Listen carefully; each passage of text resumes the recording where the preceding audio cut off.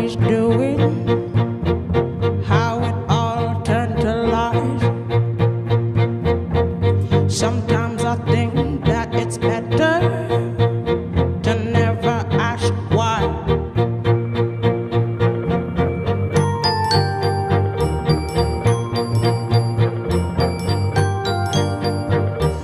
Good afternoon from Galaxy Studios. It's another interesting episode of SMEs Weekly where we discuss ways of enhancing our micro, small and medium enterprise sector. I am Izini Egasi. Many thanks for joining me.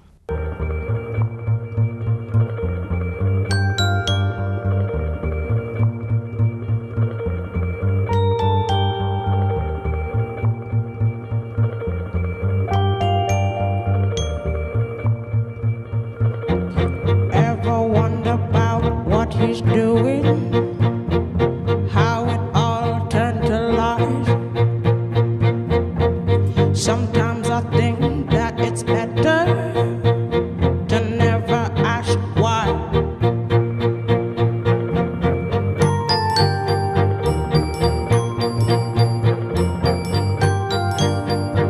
Welcome back. You're watching SMEs Weekly. Now, on the previous episode, we discussed in an interview the role of SMEs in nation building. Well, here is the concluding part of that interview, where he would also talk about the National Association of Small Scale Industries and how you can join and enjoy.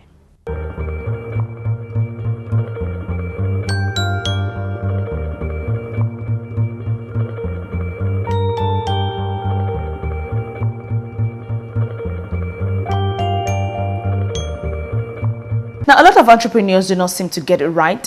Most of them make series of mistakes, probably as regards startup, poor branding. Most of them are, after profit making. Now, what mistakes do you think should be avoided when one wants to get into a business as an entrepreneur?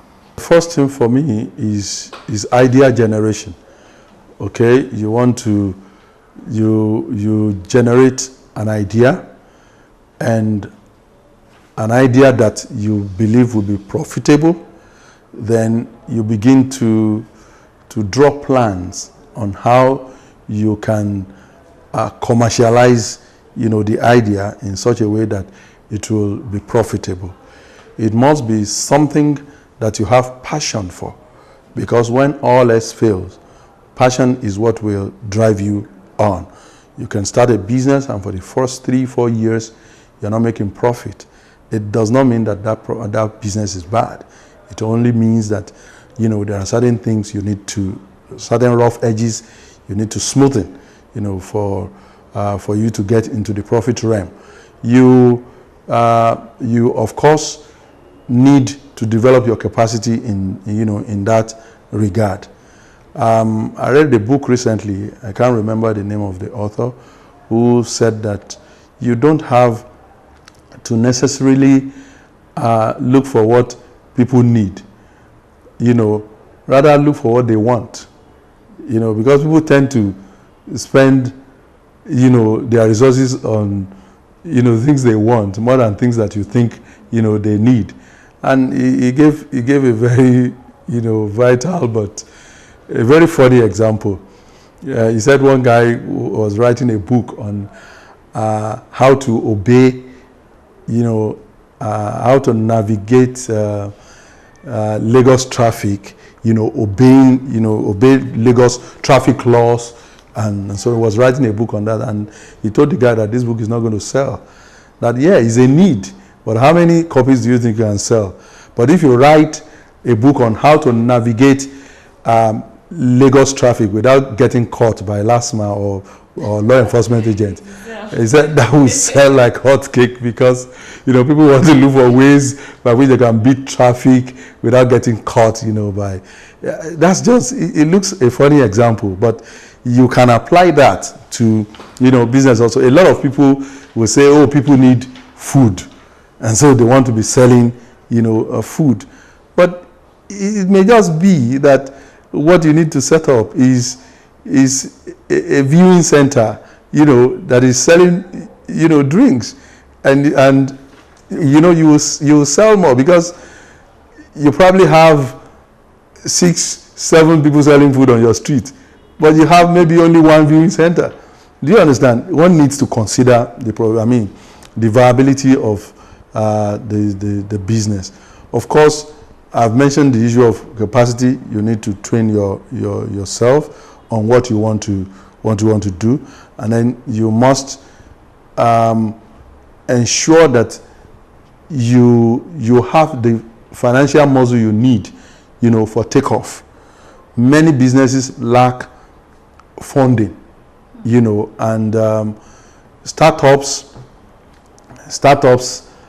are not favored when it comes to funding. Nobody really wants to fund, startups because they don't know which direction, it will go to. So you must be ready to put your idea on the table for others to come and invest, in. For me, I believe that owning 10% of something is better than owning 100% of nothing. Now let's talk about poor branding and packaging. What's it about? What's the problem exactly? Branding is a major issue that needed to have been mentioned. Branding and packaging, okay, but as an association, we're working on that seriously. And if you were at the last trade fair that we organized, you will see that there has been a lot of improvement in the branding, of Nigerian goods and services. Branding is two ways: branding the company, branding the products. There's been a lot of improvement in that, and our packaging also, standing neck to neck with packaging from elsewhere, in the world. There is still room for improvement, and we'll continue to work on it. Now, you are the president of the National Association of Small Scale Industries. What exactly was the concept behind the creation of this association? And do you think you are fully living your mandate as regards making African businesses recognized worldwide and internationally? NASI was founded in 1978. It was the idea of the then military head of state of Nigeria, then General Olusegun Obasanjo. He was in India, and he saw, how, micro businesses were forming groups and associations, and they were engaging the government, and they were getting things done. And he came back and, sold the idea, and NASI was formed and registered. The mandate of the association, like I said, include, among others, advocacy with government and government agency, cooperation and collaboration with government agencies, international agencies, capacity building, networking, creating market access, sourcing for appropriate funding, and so on. In a lot of ways, we have achieved, most of these mandates. For example, our engagement with government and government agencies has led to a number of, development funds that are now, that are now in circulation, like the 200 billion MSME fund, the 500 billion credit guarantee scheme. They were all, outcome of our engagement, with government. As regards, government agencies, the Vice President is going around the country now doing business clinic in states. We are still expecting him in Lagos State. He did recently in Ondo State, whereby agencies are brought, face to face with MSMEs, and they are able to, outline their problems and then develop ways by which such problems can be solved and things can be done in a faster manner. So, all right. So, what exactly does it take to be part of this association? Yeah, to become a member of our association, NASI, you need to have a business, that is registered, okay? And even if you have not registered it, we can help you with the registration. You pick up a form for only 3,000 naira, and then our annual dues are graduated in, micro, small, and medium. Micro pays 10,000 naira annual subscription in 1 year. Small pays 15, and medium pays 20,000. You can see that we are grassroots business friendly.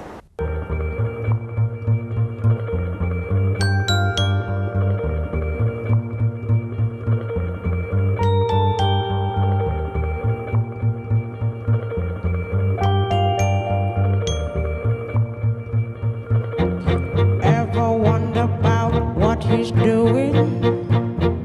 How it all turned to lies? Sometimes I think that it's better to never ask why.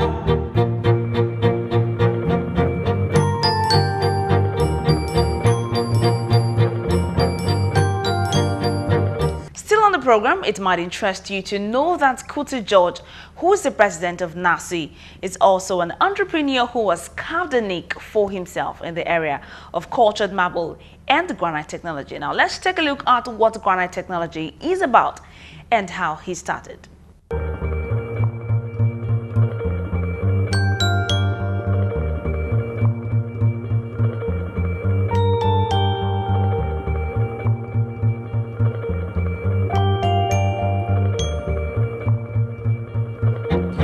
Ever wonder about what he's doing?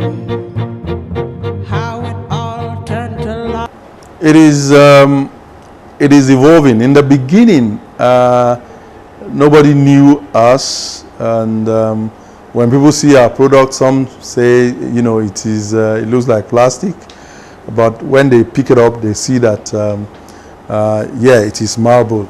The market accepting it was a challenge at the beginning, but we were careful to ensure that we make sure that our customers get, satisfaction, that they get value, for their money, okay? And that has helped us greatly because we get referrals, from people we have worked for, and then we are online. If you Google marble, you Google kitchen, you Google bathroom, our name will come up among the first 10. We're also making use of the social media to project it. The truth of the matter is, cultured marble, granite, and onyx has come to stay, in this country because we need it. All right, Nigeria needs at least 2.5 million houses every year if we're going to meet our housing need by Habitat, as prescribed by Habitat, and we already have a deficit of about 5 million housing units. If we look at this, it presents a huge market, for finishing products like our own. And apart from specializing in bathrooms and kitchens, we also do counters, for offices, for banks. For example, we do counters for UBA throughout the Federation. It is our product. Our products are time tested. They are live products unless you just want to change them. Their tensile strength is 4 times that of natural marble. The surfaces are gel coated, which makes them stain and chemical resistant. They can come in whatever color, shape, or style you may want them. They are pocket friendly, and the problem of you running out of stock during construction does not arise because we are producing, locally, and that's why I'm very confident that, our technology has come, to stay. Ever wonder about what he's doing? How it all turned to life? that's a very good question, isn't it? And that would take me back, a little. I often tell people that God has deposited in each person what you will eat in your life, what will, what you live on, what will prosper you in your life is already deposited there in form of a gift or a talent. I'm somebody who has knack for creativity, right from my youth. I did a lot of fine art, and I'm also I was also very adventurous. I want to see this, I want to see that. However, like many other people, I went on to read banking and finance, and dabbled into banking, and I wasn't getting satisfaction there, the kind of satisfaction that I needed, until I put pen to paper after about 11 years and said, look, I want to leave and do something else. Well, I left a bank for mortgage bank and so on. I also went into the capital market, but I discovered that I wasn't getting the kind of fulfillment that I needed, until I had to attend a builder's show in the US in the year 2000 in Las Vegas, and there I saw this thing on display, and I looked at it. It was beautiful. I recognized also that the hotels that we enter, we see uniformity in their bathroom environment. And how did you get bathtub from marble and so on? Okay, that put me on a lot of inquiry, and I discovered that it was made from rock dust. And I said, we have rock from Lagos to Sokoto that nobody is doing anything with. As a matter of fact, when we were in the primary school, that's where we used to go and play and pass pieces and so on. So they are available in Nigeria in abundance, and that is 75% of the content requirement of. I said, yes, this will be it. Elicited a lot of interest from me. Came back from Nigeria, began to do a lot of work on it. I saw that it would be a viable business. Traveled back to the US for the training, and then, of course, gathered friends who invested in the business. And that's what I meant. If you have an idea, don't attempt to go it alone. Share this idea with like minds, and they were ready to take a risk. Ever wonder about what he's doing? How it all turned to life? We pioneered it. There are others came into it, but we are pioneers. There was a newspaper publication in year 2004 that, with the headline, "This man changed the face of marble in Nigeria." We also helped, we also consulted for one or two others, to set up this same business, because we know that the market is there. 180 million people needing 2 million housing, every year is good, market.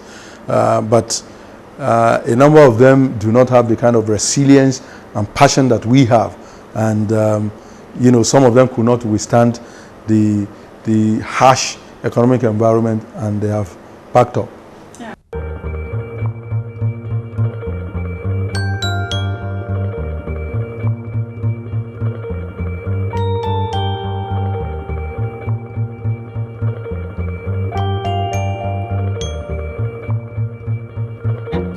Ever wonder about what he's doing? How it all turned to life? Sometimes I think that it's better to never ask why.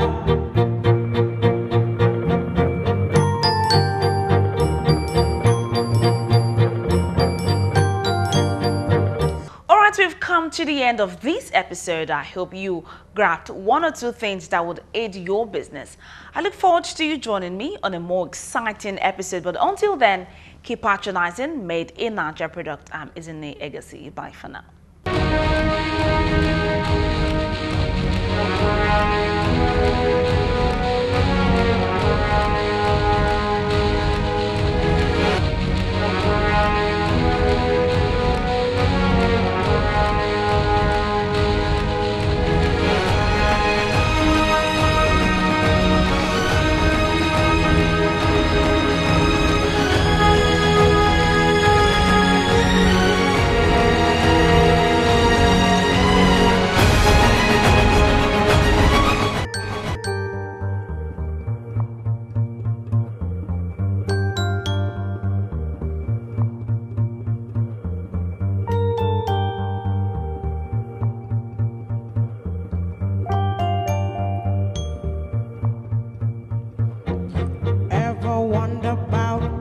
he's doing, how it all turned to lies.